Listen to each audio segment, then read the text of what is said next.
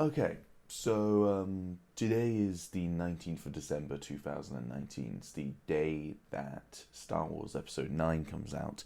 And if you know me, if you've watched any content that I put out, whether it's on YouTube or in kind of live streams and whatever, you probably know that I'm a fairly big Star Wars nerd.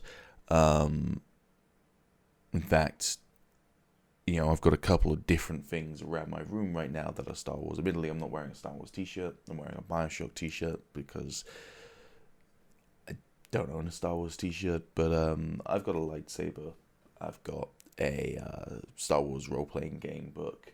And I've got a cool painting, which is totally stolen artwork. But I didn't know that when I bought it. And I like it still. And I already gave the guy money, so I might as well keep it. My point is, I really, really like Star Wars, and for many years, I think like a lot of people, when you're introduced to Star Wars as a kid, one of the things you first start doing is envisioning yourself as a character in Star Wars. You create an original character, right?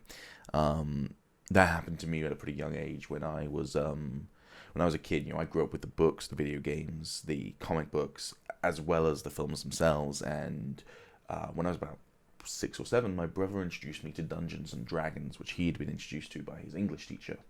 And I loved it. And a couple of years later, he introduced me to Star Wars Saga Edition role-playing game, which is basically Star Wars D&D. It's made by Wizards of the Coast, or was made by Wizards of the Coast.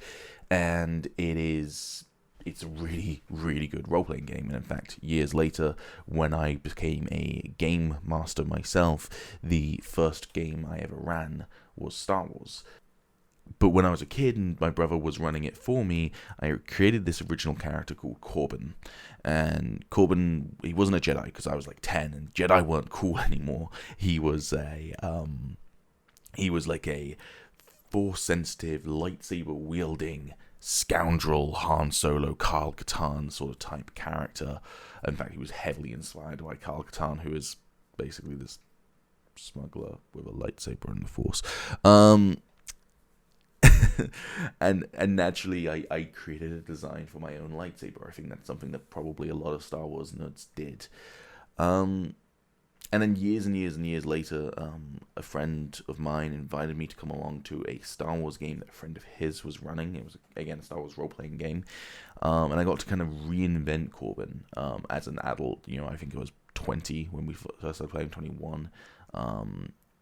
And again, I kind of kept this kind of lightsaber design that I'd had since I was a little kid, kind of revised it a little bit. It was very heavily inspired by the lightsaber designs in Tales of the Jedi, so it was very Exar Kun, but with kind of these, I've always described them as like fangs on the end of the lightsaber.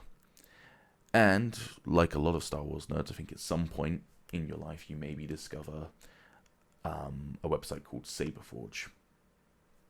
Saberforge makes custom lightsabers. They also make pre-made lightsaber hilts from the movies. None of them are official replicas, so they're not allowed to call them Luke Skywalker's lightsaber or whatever. But they do make those as well.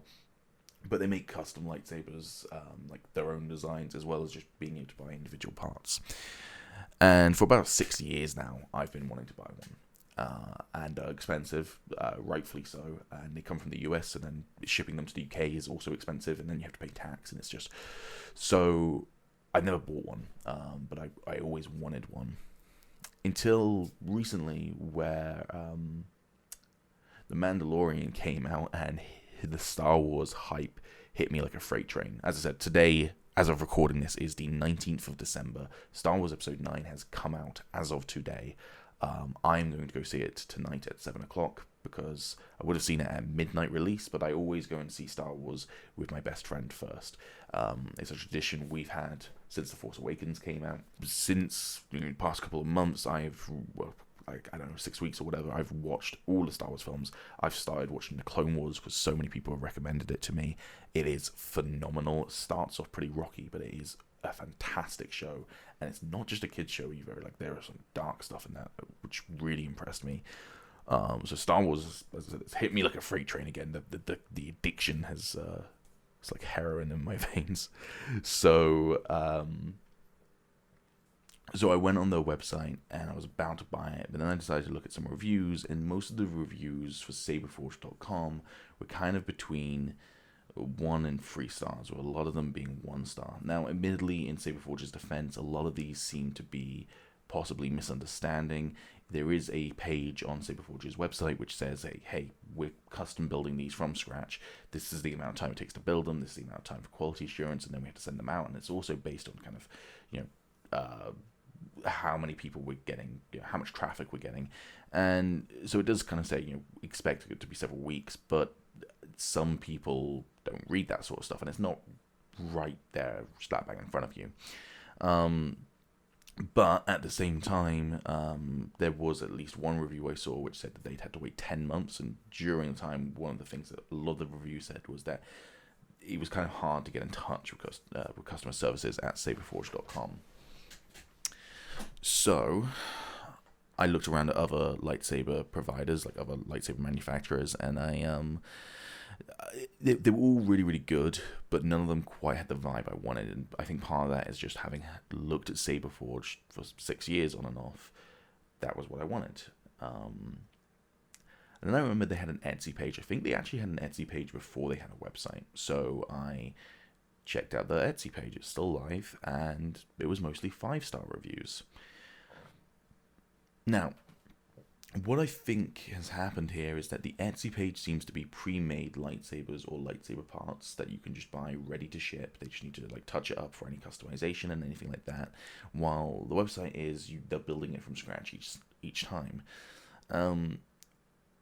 So it was about a 3-week wait, 2.5 weeks even. I mean, I ordered it on the 4th of December.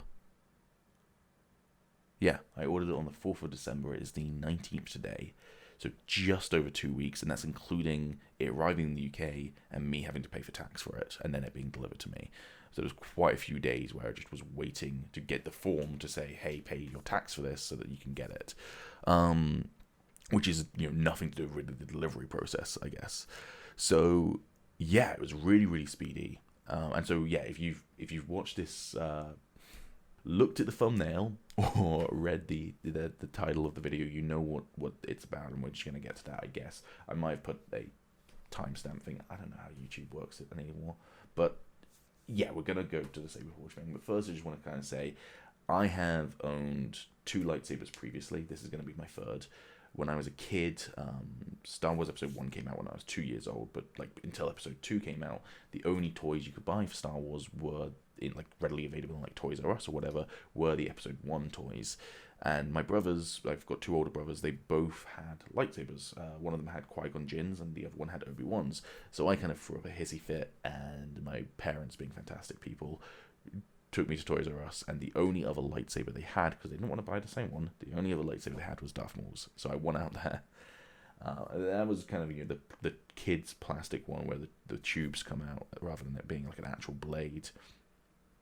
And then several years later, back in 2012, my brother and I went to UK Games Expo, and he bought himself a replica lightsaber.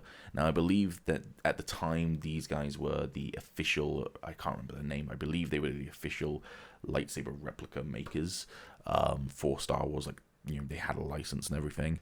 He got Darth Vader's, which he gifted to me, and it is, just hit my monitor with it. It is really, really high quality. I might get some close-ups with the camera at a later point, but it looks great. The only problem with it is several years ago, it stopped working. I have changed the batteries. I think it's just the electronics that are completely dead. So the blade itself doesn't turn on. The blade also doesn't come out, so it is always in this design. But back when it was working, it was basically exactly the same as what you've seen from websites of other lightsabers that actually light up. So I've had Darth Maul's and I've had Vader's. I've only ever had Sith lightsabers. I think it's about time that we get a Jedi's lightsaber passed on to his son, who is not a Jedi but more of a scoundrel. Let's have a look. I haven't opened this yet. It literally arrived today, the day of Episode 9 coming out, which is perfectly fated. And I just had to wait 2 hours to charge my camera's battery up a little bit. I bought a ready-made one. I didn't buy a custom one because it was a lot cheaper. And basically, the ready-made one was more or less how I've envisioned my/Corbin's lightsaber for many, many years. The only thing that's really missing is the fangs. The fangs, I've always envisioned mine having 4 fangs. Unfortunately, Saberforge does do fangs, but they were like another 70 quid and they were only for free. So I decided maybe that's something I might add on at a later date if I decide to customize this, but at the moment I haven't done it. Alright, so, first thing, the blade. Cool, so I ordered a round-tipped one. I mentioned the Clone Wars earlier. The Clone Wars does like a pointed tip lightsaber in the cartoon, which I'm okay with, but I've always envisioned a lightsaber being round. Yeah, there's not really a lot more to say about it. It's just a blade at the moment. There's some other stuff in that, but this, I guess, is the main attraction, right? This is the hilt. Okay, let's get the knife again. Alright.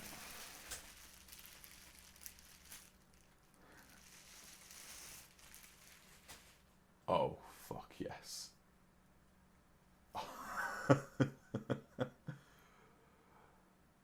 So yeah, it's kind of, this is part of the reason why I went to this, is it had 2 main, or I guess even 3 main things that I liked, similar to my design. I'll try and dig up some drawings of the design. I did get a friend of mine to do a whole design, but it's part of the drawing of Corbin itself. I might have some old sketches of the lightsaber itself that I had designed. But the main things that this one has in common, the leather, and that feels like real leather. I don't know if it is, it might well be, but it feels like it. Fangs, it's got 3 like mini ones. I think what I might do one day is mod it a little bit so it just has slightly longer fangs. But the thing is, I'm not sure how to get 4 on there. I might just concede and have 3 on there, but I'm not sure how to get 4 on there with it still looking symmetrical. And then also from the website, it's got these see-through little bits here. I have no idea whether this is in focus right now, but it's got these see-through bits here, which you'll see better when the light gets turned on. Which is kind of nice. Saberforge, one of my favourite things they do is they do these crystal sabers where you can see the actual lightsaber crystal in there. This isn't one of those, because those are a lot more expensive and I couldn't get this design with that chamber visible, but it is a really nice design idea as well. The kind of backstory of Corbin's lightsaber from the campaign that we did was it's his father's lightsaber. His father got killed in Sith Wars. It's set during the era of the Army of Light in the Great Sith War. So it's loads of Jedi fighting, loads of Sith. It's about 1,000 years before Episode 1. Or obviously all of this is Legends canon now. And his father gets killed by a Sith and he inherits his father's lightsaber, but it got broken. And then later on he fixes it when he comes face to face with the person who killed his father. He takes his father's murderer's lightsaber and repairs his father's lightsaber with it, but it's not perfect. But this looks fantastic. Like, I mean, again, this is an official replica. Right off the bat, it's thinner, which makes it feel more elegant. Like, I don't know whether this is like, I guess this is, because it's an official replica, I guess this is proper scale, but it's always felt bulky, and I guess it's like a broadsword kind of feel. It's heavy, chunky. I don't feel like I'm elegant with it. I don't feel like I'm dexterous with it. This, I feel like I can, you know, that probably looks so dumb. Yeah, this feels like an elegant weapon. The master. Okay. Okay. Obviously the blade itself's not in right now. But you can see the chamber that I was talking about making noise.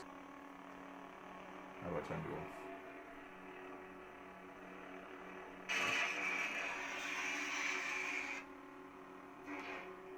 I don't know how to turn it off. So this is setting off sounds.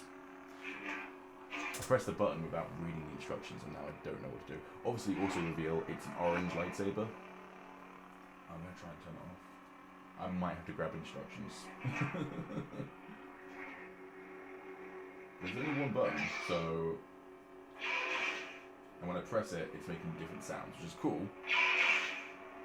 But not what we're going to be doing. So let's... to activate your blade, simply press the switch on the hill to activate your lightsaber. To deactivate, press the switch again.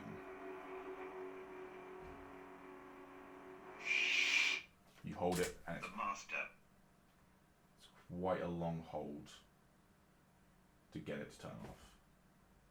It's currently still illuminated, so I don't know whether I need to hold it again to fully turn it off, or whether that will turn itself off.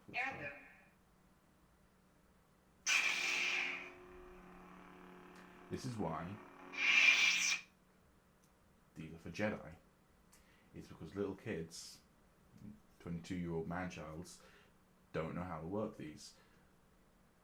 That's still glowing, which makes me think that it's like ready, and I guess that's using a bit of battery power. I'm gonna leave it for a little bit and see whether that turns itself off or whether I'm missing a trick here. So, another thing I like, this is kind of a blocker to, I guess, stop the light from being too overpowering. If you point it directly at someone, it also has Oberesh on it, which is like the Star Wars text on it. There's probably a special trick to getting the blade in, which is the main attraction, right?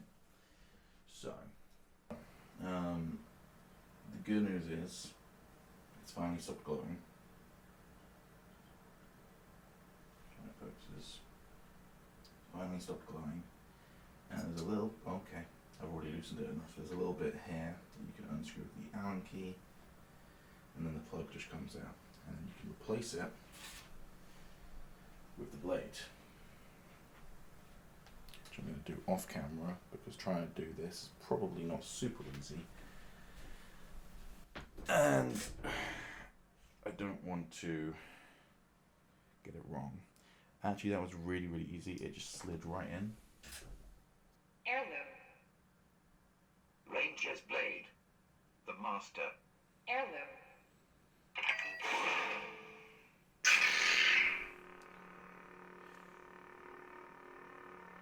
Okay, so first of all, the light pulsates, which is a really, really nice touch. Like, it's not a static light, so it feels like it's an energy beam. Like, in terms of the light it's casting out. I don't know if my face is in this shot at all. I'm going to tilt the camera up slightly. Oh, I'm such a professional. I went to film, studied film at university. Really, really good at working a camera. Alright. So you can see the light pulsates around my face. And the walls. And then with the sound, it's a really nice touch. There's also, I don't know, there's a slight, I don't know if this is just the audio creating this, like, literally, you stopped recording, you bastard. I don't know if it's just the sound card, like, literally creating a slight vibration, or whether there's a little rumble pack in here. But there is a slight vibration. Again, it makes it feel powerful. It looks fantastic. Like, I can't get over how good it looks. Ultimately, though, I think the main takeaway of it is just how good it feels in the hand and how good it looks. Like, again, like as I was saying, it might be true to the movies. I'd have to like analyze each scene with Vader in. His lightsaber, the replica of it, feels big and clunky, while this feels elegant and like a lightsaber to me. This is what a lightsaber should feel like. But then again, maybe Vader's is supposed to feel big and clunky and like a broadsword because he's kind of big and clunky in his armor. Either way, I am in love with this saber. The blade installation, because I'd heard from some people that the blades can be quite hard to install.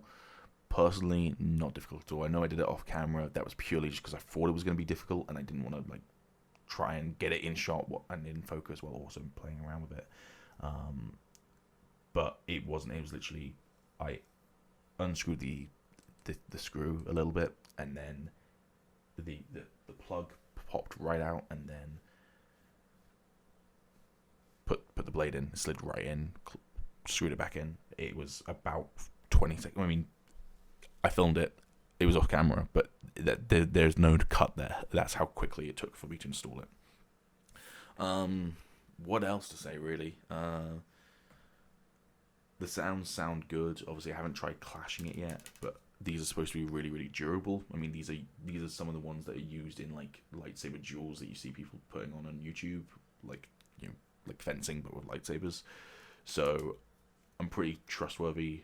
No, I'm not pretty trustworthy. I trust in the durability of these quite a lot.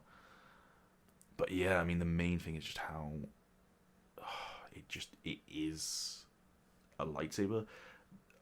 The design I went for as well, as I said, it's kind of inspired by a lightsaber design I've had since I was a kid, and as I said, I'll try and find some drawings of it. It's not identical, but it's similar enough. It was a pre-made one though, so I haven't customized it at all yet, although I might do that in the future because I would like to get some bigger fangs on this. But it as far as I'm aware, at least, and I'm a pretty big Star Wars nerd, but I don't confess to know everything about Star Wars. I don't think this is someone else's lightsaber as of yet. Like, I don't think anyone in the movies has had this lightsaber design, but maybe this is like Plo Koon's or something, because I haven't paid enough attention to what his lightsaber design looks like. I am so happy with this. But I'm going to have to stop recording this at some point, because otherwise I will literally just be gushing about it forever, and I need to recharge my camera so I can get additional footage for this video. I was not prepared, but I couldn't wait any longer. But I really fucking love my lightsaber. Okay. Over and out.